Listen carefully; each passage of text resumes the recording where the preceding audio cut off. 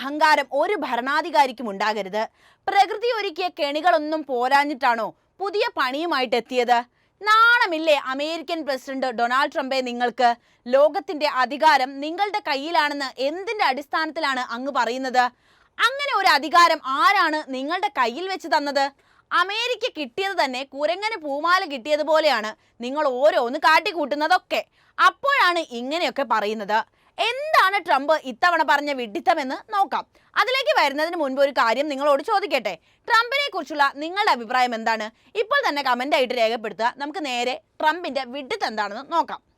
രണ്ടാം തവണ അധികാരത്തിലെത്തിയപ്പോൾ താനാണ് രാജ്യം ഭരിക്കുന്നതെന്നും ലോകം നിയന്ത്രിക്കുന്നതെന്നും അവകാശപ്പെട്ട് അമേരിക്കൻ പ്രസിഡന്റ് ഡൊണാൾഡ് ട്രംപ് രംഗത്തെത്തിയിരിക്കുകയാണിപ്പോൾ. അറ്റ്ലാന്റിക് മാഗസീന് നൽകിയ അഭിമുഖത്തിലാണ് ട്രംപ് തന്റെ രണ്ടാം വൈറ്റ് ഹൗസ് കാലഘട്ടത്തിലെ വ്യത്യസ്തമായ അനുഭവങ്ങൾ പങ്കുവെക്കുന്നത്. ആദ്യ തവണ അധികാരത്തിലെത്തിയപ്പോൾ രാജ്യം ഭരിക്കുകയും ഒപ്പം തന്നെ നേരിടാൻ വന്ന കള്ളന്മാരെ അതിജീവിക്കുകയുമായിരുന്നു പ്രധാന ലക്ഷ്യമെന്ന് ട്രംപ് പറയുന്നു. എന്നാൽ രണ്ടാം വരവിൽ കാര്യങ്ങൾ മാറി മറിഞ്ഞെന്നും രാജ്യവും ലോകവും ഇപ്പോൾ തന്റെ വരുതിയിലാണെന്നുമാണ് അദ്ദേഹം കൂട്ടിച്ചേർത്തത്. കേൾക്കണേ, ലോകം തന്റെ വരുതിയിലാണെന്ന് സ്പെഷ്യൽ മെൻഷനിങ് ആണ് ട്രംപ് നടത്തിയിട്ടുള്ളത്. വൈറ്റ് ഹൗസിൽ തിരിച്ചെത്തിയതിന്റെ ആദ്യ 100 ദിവസങ്ങളിൽ ലോകത്തെ ഞെട്ടിക്കുന്ന നിരവധി തീരുമാനങ്ങളാണ് ട്രംപ് കൈക്കൊണ്ടത്. തന്റെ നയപരമായ ലക്ഷ്യങ്ങൾ ഏകപക്ഷീയമായി നേടുന്നതിനും രാഷ്ട്രീയ എതിരാളികൾക്കെതിരെ പ്രതികാരം തേടുന്നതിനുമായി 140ലധികം എക്സിക്യൂട്ടീവ് ഉത്തരവുകളാണ് അധികാരമേറിയ 100 ദിവസങ്ങൾക്കുള്ളിൽ ട്രംപ് ഒപ്പുവെച്ചത്. അതിൽ പലതും ട്രംപിന്റെ പ്രതികാരം പൂർത്തിയാക്കാനും ട്രംപിന് ഇഷ്ടപ്പെട്ട കാര്യങ്ങളൊക്കെ നടപ്പിലാക്കാനുമാണ് എന്ന് ആർക്കാണ് മനസ്സിലാവാത്തത്? ഇത് എങ്ങനെയാണ് അമേരിക്കൻ ജനതയെ പോലും സന്തോഷിപ്പിച്ചത്? ശരിക്കും പറഞ്ഞാൽ അമേരിക്കൻ ജനത പോലും ട്രംപിനെ കൊണ്ട് പൊറുതിമുട്ടിയ അവസ്ഥയാണ് ഇപ്പോൾ. 4 വർഷമാണല്ലോ അമേരിക്കൻ പ്രസിഡന്റിന്റെ കാലാവധി. പക്ഷേ അതിനു മുൻപ് അദ്ദേഹത്തെ എങ്ങനെയെങ്കിലും വലിച്ച് താഴെയിടണം എന്ന നിലപാടിലേക്ക് ജനങ്ങൾ എന്തായാലും എത്തിപ്പെട്ടിട്ടുണ്ട്. ആഗോള വ്യാപാര രംഗത്തെ 2 വൻശക്തികൾ തമ്മിലുള്ള വ്യാപാര യുദ്ധം ഇവിടെ നടക്കുന്നുണ്ട്. അതും ഈ ട്രംപിന്റെ നല്ല കാര്യങ്ങളാണ് കേട്ടോ. അമേരിക്കയോട് പകപോക്കൽ മാത്രമായിരുന്നു വ്യാപാര യുദ്ധത്തിന്റെ പ്രധാന കാരണമെന്ന് ഇവിടെ ആർക്കും മനസ്സിലായിട്ടില്ലല്ലോ അല്ലേ? ചൈനയുടെ വളർച്ചയിൽ അസൂയ പൂണ്ട് അമേരിക്ക ചെയ്തതിനൊക്കെ അവർക്ക് പണി കിട്ടിക്കൊണ്ടേ ഇരിക്കുകയാണ് ചെയ്യുന്നത്. അതായത് ചൈനയെ പോയിട്ട് അങ്ങോട്ട് ചൊറിഞ്ഞതാണ് ട്രംപ്, എന്നിട്ടോ ചൈന ഇങ്ങോട്ടും പണി കൊടുത്തു. മറ്റ് രാജ്യങ്ങളെ പോലെ ട്രംപ് എന്താണോ പറഞ്ഞത് അങ്ങനെ തന്നെ ജീവിക്കാനോ സാഷ്ടാംഗം കുമ്പിട്ട് നിൽക്കാനോ ഒന്നും ചൈന തയ്യാറായില്ല. തിരിച്ച് നല്ല പണി കൊടുത്തു. ഒടുവിൽ എന്ത് സംഭവിച്ചു? അത് അമേരിക്കയെ വളരെ ദോഷമായിട്ട് ബാധിക്കുകയും ചെയ്തു. രാജ്യത്തെ മുഴുവൻ ജനതയെയും വെറുപ്പിച്ച് നടപ്പിലാക്കിയ താരിഫ് നയം പിൻവലിച്ചെങ്കിലും ചൈനയോട് പക പോക്കാനുള്ള അവസരമായിട്ട് തന്നെയാണ് ട്രംപ് ഇതിനെ കണ്ടത്. ഇപ്പോൾ അമേരിക്കൻ വ്യാപാര മേഖലയിൽ പ്രത്യാഘാതങ്ങൾ നേരിടേണ്ടി വന്നതോടെയാണ് ചൈനയുടെ കാൽ പിടിക്കാൻ പോലും അമേരിക്ക തയ്യാറാകുന്നത്. അതായത് അമേരിക്ക ഇപ്പോൾ ശ്രമിക്കുന്നത് എന്താണെന്ന് വെച്ചാൽ ചൈനയുമായിട്ടുള്ള ഒരു കൂടിക്കാഴ്ചയാണ്. അതായത് എങ്ങനെയെങ്കിലും പ്രശ്നങ്ങളൊക്കെ തീർത്ത് അമേരിക്കയ്ക്ക് പഴയ പോലെ ആകണമെന്നൊരു ആവശ്യത്തിലേക്ക് അമേരിക്കൻ പ്രസിഡന്റിന്റെ, അതായത് ലോകത്തിന്റെ അധികാരിയായ ട്രംപ് എത്തിയിരിക്കുന്നു എന്നതാണ് നമ്മൾ ഇവിടെ മനസ്സിലാക്കേണ്ട ഒരു കാര്യം. ചൈനീസ് തലവൻ ഷീ ജിൻപിങ്ങുമായി നേരിട്ടൊരു ചർച്ചയ്ക്കാണ് ഇപ്പോൾ തയ്യാറെടുക്കുന്നതെന്നാണ് അജ്ഞാത സ്രോതസ്സുകളെ ഉദ്ധരിച്ച് പോളിറ്റിക്കോ കുറച്ച് ദിവസം മുമ്പ് റിപ്പോർട്ട് ചെയ്തത്. 90ലധികം രാജ്യങ്ങൾക്ക് മേലായി ചുമത്തിയ തീരുവ വർധനവ് 90 ദിവസത്തേക്ക് താൽക്കാലികമായി നിർത്തിവെച്ചിട്ട് പോലും ആ കൂട്ടത്തിൽ നിന്ന് ചൈനയെ ബോധപൂർവം ഒഴിവാക്കിയത് ചൈനയെ ചർച്ചാ മേശയിലേക്ക് എത്തിക്കാനുള്ള ട്രംപിന്റെ അടവ് തന്നെയാണ്. എന്നാൽ അമേരിക്കയുടെ ഉൽപ്പന്നങ്ങൾക്ക് 125% തീരുവ ചുമത്തി ചില പ്രധാന കയറ്റുമതികൾ നിയന്ത്രിക്കുകയും ചെയ്തുകൊണ്ടാണ് ചൈന ഇതിന് തിരിച്ചടിച്ചത്. പകരച്ചുങ്ക നടപടിയിൽ അമേരിക്കയ്ക്ക് അടിപതറുമെന്ന് വിദഗ്ധരുടെ മുന്നറിയിപ്പ് ലഭിച്ചുവെങ്കിലും അതൊന്നും മനസ്സിലാക്കാതെയാണ് ട്രംപ് താരിഫ് യുദ്ധത്തിലേക്ക് ഇറങ്ങി പുറപ്പെട്ടത്. എന്നാൽ അമേരിക്ക മനസ്സിലാക്കിയിട്ടില്ല എത്രത്തോളം കരുത്തരാണ് ചൈന എന്ന യാഥാർത്ഥ്യം.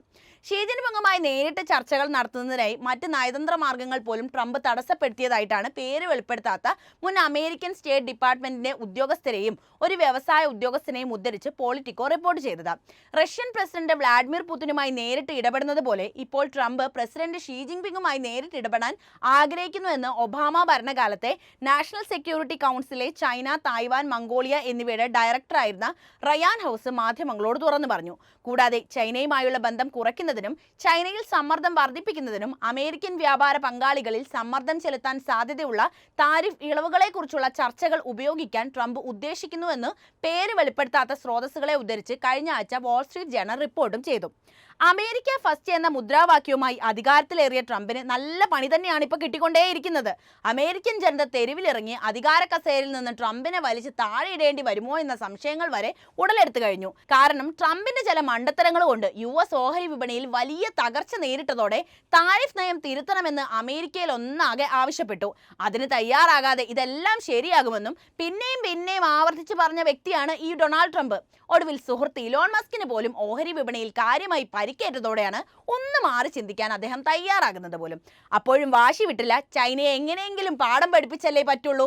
അമേരിക്കയുടെ അഹങ്കാരം, പ്രത്യേകിച്ച് അമേരിക്കൻ പ്രസിഡന്റിന്റെ അഹങ്കാരം ഒന്ന് റെഡിയാക്കണല്ലോ. ഒടുവിൽ എന്തുണ്ടായി? എല്ലാം കയ്യിൽ നിന്ന് പോയി തന്നെ പറയാം. ഇതൊക്കെ പോകട്ടെ, ട്രംപ് അവസാനം നേടിയത് എന്താണ്? രാജ്യത്തിനകത്തെ ജനതയുടെ വെറുപ്പും വിദ്വേഷമാണ് അവസാനം കൈമുതലായി കിട്ടിയത്. ജനുവരി 20-നാണ് അദ്ദേഹം അധികാരത്തിലെത്തുന്നത്. അതിനുശേഷം കുറച്ച് മാസങ്ങളെ കടന്നിട്ടുള്ളൂ. അപ്പോഴേക്കും ജനത്തിന് മതിയായി എന്ന റിപ്പോർട്ടുകളാണ് പുറത്തു വന്നത്.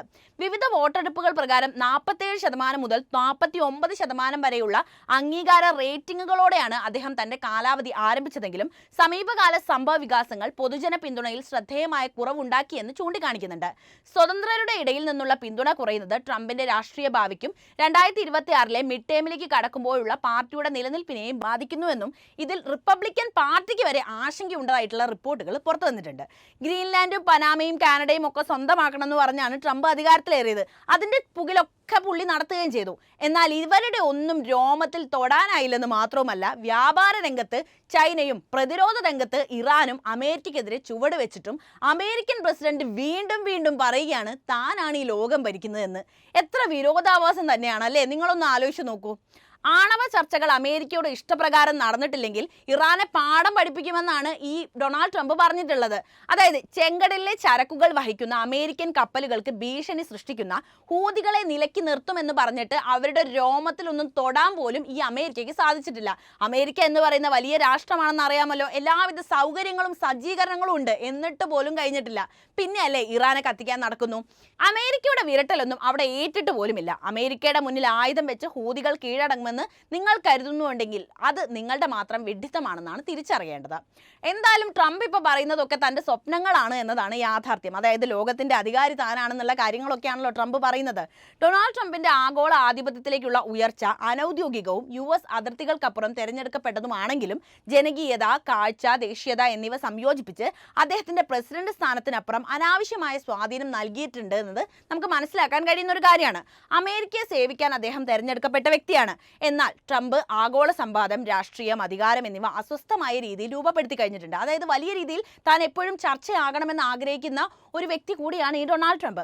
കാലാവസ്ഥാ നിഷേധം മുതൽ സ്വേച്ഛാധിപതികളെ നിയമവിധേയമാകുന്നത് വരെ അദ്ദേഹത്തിന്റെ നേതൃത്വം അന്താരാഷ്ട്ര സ്ഥാപനങ്ങളെ നശിപ്പിക്കുകയും ലിബറൽ അല്ലാത്ത ഭരണത്തിന്റെ ഒരു തരംഗത്തിന് പ്രചോദനം നൽകുകയും ചെയ്യുന്നുണ്ട്.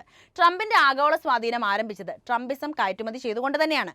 ജനകീയ വാചോടൊപ്പം കുടിയേറ്റ വിരുദ്ധ വികാരം, ബഹുരാഷ്ട്രവാദത്തോടുള്ള പുച്ഛം, വസ്തുക്കളോടുള്ള അവഹേളനം എന്നിവയുടെ വിഷലിപ്തമായ മിശ്രിതമാണ് ട്രംപിസത്തിലൂടെ ഡൊണാൾഡ് ട്രംപ് ലോകത്തിന് കാട്ടിക്കൊടുത്തത്. ലോകമെമ്പാടുമുള്ള നേതാക്കൾ അദ്ദേഹത്തിന്റെ ശൈലി കടമെടുത്തു എന്നതും ഇവിടെ എടുത്തു പറയേണ്ട കാര്യമാണ്. ബ്രസീലിലെ ജയർ ബോൾസനോരോ, ഹംഗറിയിലെ വിക്ടർ ഓർബൻ, ഇന്ത്യയിലെ രാഷ്ട്രീയ വർഗത്തിന്റെ ചില ഭാഗങ്ങൾ പോലും ട്രംപിന്റെ സമീപനത്തെ പ്രതിധ്വനിപ്പിച്ചിട്ടുണ്ട്. ശത്രുക്കളെ സൃഷ്ടിക്കുക, ദേശീയത ഉപയോഗിച്ച് വിമർശനത്തെ വ്യതിചലിപ്പിക്കുക, നിയമത്തെക്കാൾ വിശ്വാസ്യതയ്ക്ക് മുൻഗണന നൽകുക, ഈ രീതിയിൽ ജനാധിപത്യത്തിന്റെ മറവിൽ ട്രംപ് സ്വേച്ഛാധിപത്യ പെരുമാറ്റത്തെയാണ് പ്രകടമാക്കിക്കൊണ്ടിരിക്കുന്നത്. ഇതാണ് ലോകം ഭരിക്കുന്ന വ്യക്തി എന്ന് നിങ്ങൾ എങ്ങനെയാണ് പറയുന്നത്? അത് സ്വേച്ഛാധിപത്യത്തിന്റെ അല്ലെങ്കിൽ ഏകാധിപത്യത്തിന്റെ ഒരു സ്വരമായിട്ട് തന്നെയാണ് നമ്മൾ വിലയിരുത്തേണ്ടത്. അന്താരാഷ്ട്ര സഹകരണത്തോടുള്ള അദ്ദേഹത്തിന്റെ അവഗണന ആഗോള ഭരണത്തെ ദുർബലപ്പെടുത്തുന്നത് തന്നെയാണ്. പാരീസ് ഉടമ്പടിയിൽ നിന്ന് ട്രംപാണ് US-നെ പിൻവലിപ്പിച്ചത്. ഇറാൻ ആണവ കരാറിൽ നിന്നും പിന്മാറി. ഒരു മഹാമാരിയുടെ മധ്യത്തിൽ ലോകാരോഗ്യ സംഘടനയെ ദുർബലപ്പെടുത്തി. ആഗോള നേതൃത്വത്തിന്റെ ഈ ഉപേക്ഷിക്കൽ ചൈനയും റഷ്യയും ആകാംക്ഷയോടെ നികത്താൻ തുടങ്ങിയ ഒരു ശൂന്യതയാണ് സൃഷ്ടിച്ചത്. അദ്ദേഹത്തിന്റെ അമേരിക്ക ഫസ്റ്റ് എന്ന നയം പെട്ടെന്ന് അമേരിക്കയ്ക്ക് മാത്രം എന്നായി മാറുകയായിരുന്നു ലോകം കണ്ടത്. ലോകം കൂടുതൽ ഛിന്നഭിന്നവും അസ്ഥിരപ്പെടുത്തുന്നതുമായ നടപടികളാണ് അമേരിക്കയുടെ ഭാഗത്തു നിന്ന് ഡൊണാൾഡ് ട്രംപിന്റെ അധികാര പരിധിയിൽ നിന്നും വന്നത്. Vladimir Putin, Kim Jong Un തുടങ്ങിയ സ്വേച്ഛാധിപതികളെ ട്രംപ് പ്രശംസിച്ചത് പടിഞ്ഞാറിന്റെ ധാർമ്മിക അധികാരത്തിന് കോട്ടം വരുത്തിയിട്ടുണ്ട്. ജനാധിപത്യ സഖ്യകക്ഷികളെ അദ്ദേഹം അവഗണിച്ചു, നാറ്റോയെ ആക്രമിച്ചു, അതേസമയം അടിച്ചമർത്തുന്ന ഭരണകൂടങ്ങളുമായി സഹകരിച്ചു. പരമ്പരാഗത സഖ്യങ്ങളുടെ ഈ വിപരീത ശക്തരെ ധൈര്യപ്പെടുത്തുകയും ആഗോള മനുഷ്യാവകാശവാദത്തെ ദുർബലപ്പെടുത്തുകയുമാണ് ട്രംപ് ചെയ്യുന്നത് എന്നാണ് ആഗോള തലത്തിൽ അദ്ദേഹത്തിന് എതിരെ വരുന്ന ഒരു പ്രധാനപ്പെട്ട വിമർശനം. ചുരുക്കി പറയുകയാണെങ്കിൽ ട്രംപ് സ്വേച്ഛാധിപത്യവാദികളെ ഉയർത്തിക്കൊണ്ടുവരികയും ജനാധിപത്യ ആദർശങ്ങളെ ദുർബലപ്പെടുത്തുകയും ചെയ്ത വ്യക്തിയാണ്. അദ്ദേഹമാണ് ലോകത്തിന്റെ അധികാരി എന്ന് പറയാനുള്ള ആ ഒരു മനോഭാവം എവിടെ നിന്നാണ് അദ്ദേഹത്തിന് കിട്ടിയതെന്ന് മനസ്സിലായല്ലോ. കൂടാതെ തെറ്റായ വിവരങ്ങളുടെ ആയുധവൽക്കരണം അപകടകരമായ ഒരു മാതൃകയാണ് സൃഷ്ടിക്കുന്നത്. തെരഞ്ഞെടുപ്പ് തട്ടിപ്പ്, COVID-19 മാധ്യമങ്ങൾ എന്നിവയെക്കുറിച്ചുള്ള ട്രംപിന്റെ ആവർത്തിച്ചിട്ടുള്ള നുണകൾ ആഗോളതലത്തിൽ ഒരു സത്യാനന്തര യുഗത്തിന് തന്നെ കാരണമായിട്ടുണ്ട്. ലോകമെമ്പാടുമുള്ള സ്വേച്ഛാധിപതികൾ വസ്തുതകളെ വ്യാജ വാർത്തകളായി തള്ളിക്കളയുന്ന അദ്ദേഹത്തിന്റെ തന്ത്രം സ്വീകരിച്ചു കഴിഞ്ഞു. പൊതുജന വിശ്വാസം ഇല്ലാതാക്കുകയും വിയോജിപ്പുകൾ അടിച്ചമർത്തുന്നത് എളുപ്പമാക്കുകയും ചെയ്തു. ഒടുവിൽ അദ്ദേഹത്തിന്റെ പ്രസിഡന്റ് സ്ഥാനം ആഗോളതലത്തിൽ വലതുപക്ഷ തീവ്രവാദത്തെ ശക്തിപ്പെടുത്തുകയും ചെയ്തു. അദ്ദേഹത്തിന്റെ വാചോടൊപ്പം യൂറോപ്പിലും അതിനപ്പുറത്തുള്ള വെളുത്ത ദേശീയ പ്രസ്ഥാനങ്ങൾക്ക് പ്രചോദനമായി. വിദേശീയ വിദ്വേഷം, ഇസ്ലാമോഫോബിയ, അഭയാർത്ഥി വിരുദ്ധ നയങ്ങൾ എന്നിവയ്ക്ക് ഇന്ധനം നൽകുന്നതായിരുന്നു ട്രംപിന്റെ ഇത്തരം നയങ്ങളൊക്കെ. ചുരുക്കത്തിൽ ഡൊണാൾഡ് ട്രംപ് നയതന്ത്രത്തിലൂടെയോ ദർശനത്തിലൂടെയോ ലോകത്തിന്റെ ഭരണാധികാരിയായിട്ടില്ല. ജനാധിപത്യ മാനദണ്ഡങ്ങളെ അസ്ഥിരപ്പെടുത്തി, സ്വേച്ഛാധിപതികളെ ധൈര്യപ്പെടുത്തി, ആഗോള സഹകരണം ദുർബലപ്പെടുത്തി, ഭയത്തിലും വിഭജനത്തിലും അധിഷ്ഠിതമായ ഒരു നേതൃത്വ ശൈലി കയറ്റുമതി ചെയ്തുകൊണ്ടാണ് അദ്ദേഹം ഭരിക്കുന്നത് തന്നെ. അദ്ദേഹത്തിന്റെ സ്വാധീനം ആഗോള ഐക്യത്തിൽ നിന്നും മനുഷ്യാവകാശങ്ങളിൽ നിന്നും എത്രയോ തെന്നിമാറി കാഴ്ച, അഹങ്കാരം, ഒഴിവാക്കൽ എന്നിവയാൽ നയിക്കപ്പെടുന്ന ഒരു ലോകത്തിന്റെ അപകടകരമായ മാറ്റത്തെയാണ് നമുക്ക് മുമ്പിൽ സൂചിപ്പിക്കുന്നത്. എന്തായാലും ട്രംപിന്റെ ഈ വാദത്തോട് നിങ്ങൾ യോജിക്കുന്നുണ്ടോ? നിങ്ങളുടെ അഭിപ്രായം എന്തുതന്നെയായാലും കമന്റ് ചെയ്യുക. ഒപ്പം ഈ അറിവുകൾ എല്ലാവരിലേക്കും എത്താൻ വീഡിയോ ഒന്ന് ലൈക്ക് ചെയ്യാനും ഷെയർ ചെയ്യാനും പ്രത്യേകം ശ്രദ്ധിക്കുമല്ലോ.